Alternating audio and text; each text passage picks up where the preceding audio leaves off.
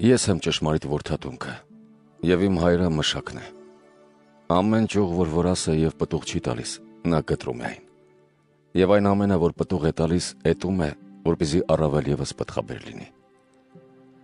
Դուք արդեն իսկ սրբված եք այն խոսքի շնորհիվ, որ ասացի ձեզ։ Մնացեք իմ մեջ, և ես ձեր մեջ։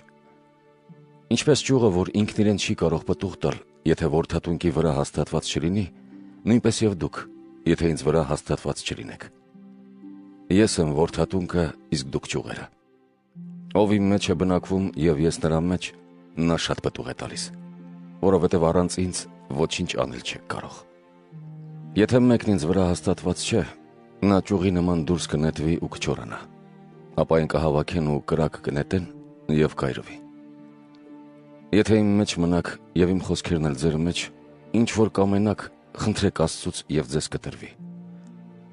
Իմ հայրը փառավորված կլինի, երբ դուք շատ պտուղ տաք և իմ աշակերտները լինեք։